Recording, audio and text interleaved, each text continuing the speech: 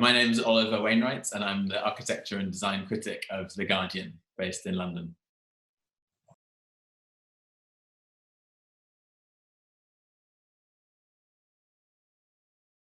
Yeah, so it was never my plan to become a journalist, if I'm honest. I always thought I would be an architect. So I went to university to study architecture.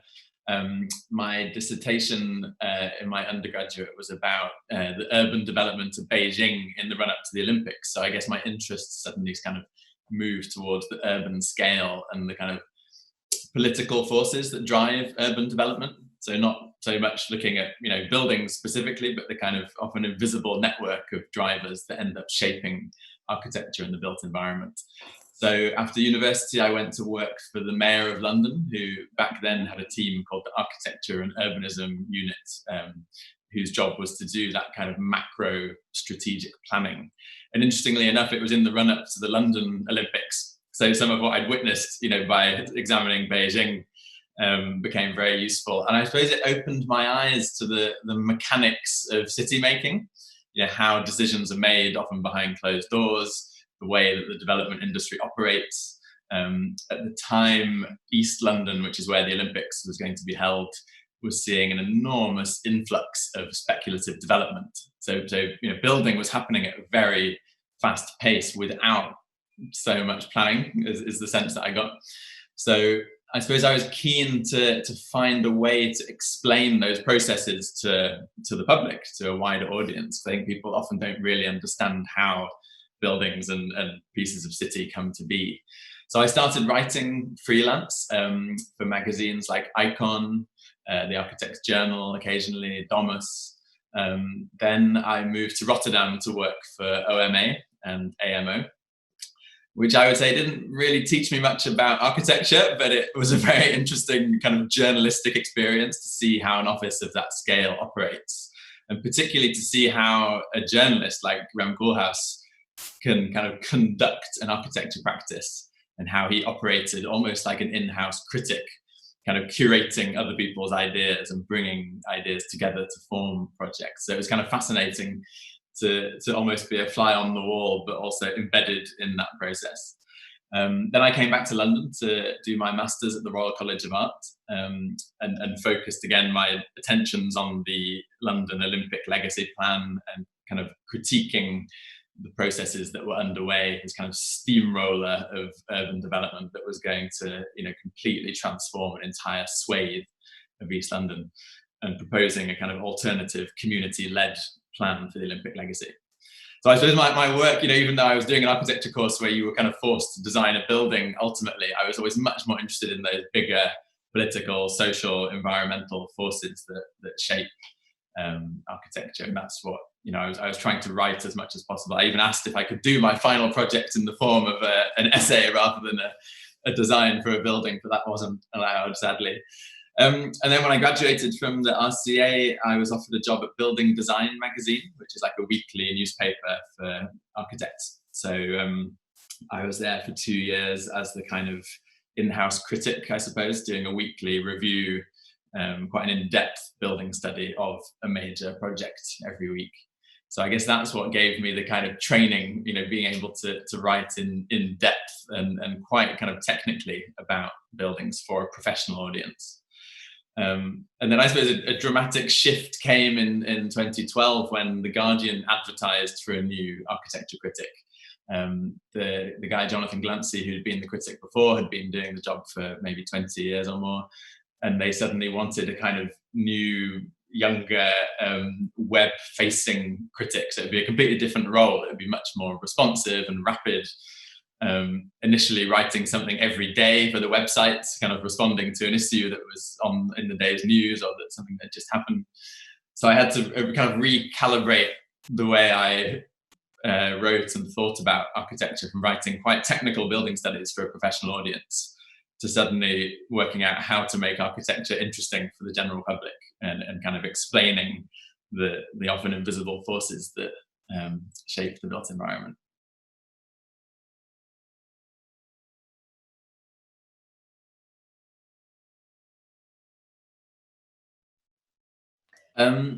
There's not really a regular column. So there used to be, when the paper was very much focused on the print edition, there was a kind of weekly column where the architecture critic would write their, opinion or review of a project that week. Since international media has moved so much online, we have to be much more responsive. So there isn't a set weekly slot. Sometimes I end up writing 5 articles a week. Sometimes it's 1. It totally depends on kind of what's happening and what the demand is from the kind of web side of things. So I'm kind of officially contracted to write 2,500 words every week, and that can be a series of much shorter articles or 1 or 2 much longer in-depth articles. And it's changed over time. When I started the job in 2012, there was a kind of urge to have as much content on the website as possible. So I was initially asked to write 1 article every day, kind of rapid fire blog posts. And I found that increasingly frustrating and kind of made the argument to my editor that people don't come to The Guardian to read a kind of rapid fire blog. They come to The Guardian for hopefully a bit more considered long form opinion, that's had some real research behind it. So I've now been there for about 8 years, I guess, and over that period of time, I've progressively argued to do fewer but longer pieces, which is what I always wanted to do. Slightly more kind of rigorous and in-depth features. And in terms of the style of, is there a style of project that they prefer?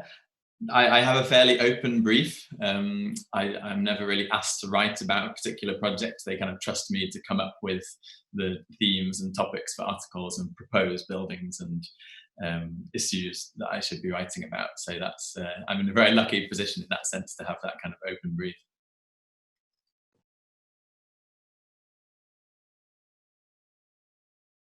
For The Guardian, it's only me. So the Guardian has a sister paper called The Observer, which comes out on a Sunday. And confusingly, on the website, they both appear as The Guardian. So there's an Observer architecture critic, Rohan Moore, who's very established and has been writing for much longer than me. He's the architecture critic of The Observer. But on the internet, they both appear as The Guardian. So yeah, I'm the only, I guess, architecture critic or correspondent for The Guardian.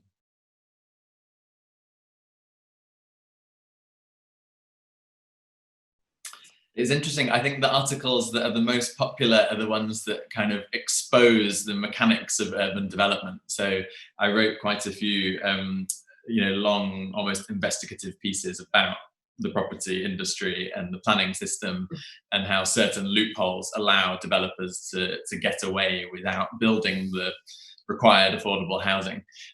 So it's issues like that which have a lot of kind of popular appeal that maybe pull back the curtains from what's often quite a kind of secretive or obscure process. And I suppose it's very difficult to measure the impact of any articles, but there were a series that I did on something called financial viability, which is, again, is a loophole in the planning system, which means developers can argue that the required amount of affordable housing isn't financially viable. So it was a series of pieces looking into examples of how that loophole was being exploited. And I think that did have an impact. It gave a number of community groups the kind of ammunition they needed to fight back against these kinds of developments. And I wasn't the only one writing about this, but there was a kind of movement to expose this practice, and that did actually end up having a change. There was a change to the planning policy, kind of planning system regulation, so that's been slightly reformed.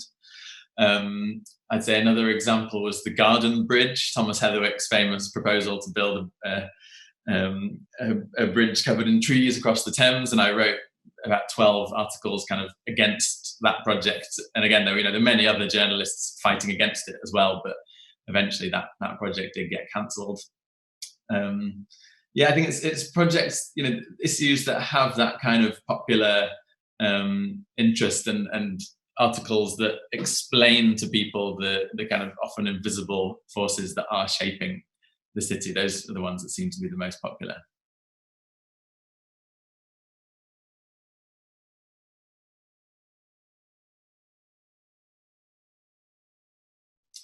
Yeah, it's interesting. I think topics that are very popular in the architecture world are often the ones that the public find the least interesting. So, architecture biennales and triennales, which I often have to review, they get very little traffic on the website. They're things that the architecture community is obsessed with, but things that the general public really don't care less about. Um, it can also be disappointing when you find an architect that you want to kind of present to a wider audience, maybe an obscure practice from overseas, and you want to kind of explain why this style of work is so interesting, and the kinds of projects these maybe younger, less well-known practices are doing. Again, it can be difficult to kind of drive traffic on those articles. An example, I wrote about two museums in Switzerland by Christen Gantenbein, the Kunstmuseum in Basel and the Landesmuseum in Zurich, both of which I thought were incredibly interesting. And they didn't get many page views on the Guardian at all.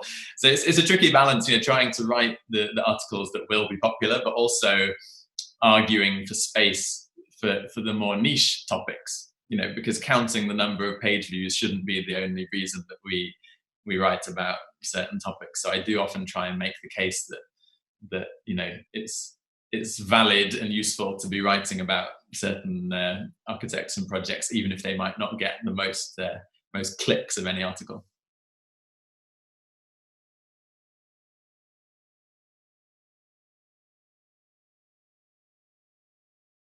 I'd say the challenge for architecture critics is that we're often placed within the cultural section of the newspaper. We appear in the arts pages, but so often the things that I feel we should be writing about don't fit in the kind of culture silo.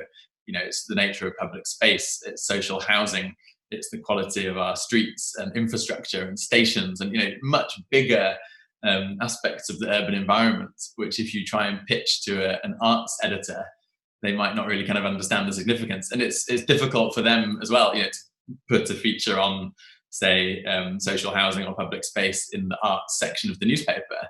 So I think that's the biggest frustration that architecture critics have, that often the topics they want to write about don't kind of count as culture. And yet my argument is that of all of the kind of artistic mediums, architecture is the one that affects everyone the most. You choose to watch a film, you choose to go out and buy a book or go to an exhibition, but architecture kind of happens to you. Everyone lives in a building, goes to work in a building, uses the streets and urban spaces. It's the medium that has the kind of widest impact on the world, which is why I always think architecture, criticism deserves to be in every kind of news media, but so often it's siloed into the arts section to its detriment, I think. So I'm lucky in a sense that the Guardian has allowed me to write for other sections. So for a long time we had a cities website where I got space to go and do quite kind of in-depth features on particular urban phenomena around the world. So I wasn't only writing about art galleries and opera houses, which is often the fate of a lot of architecture critics in the arts sections.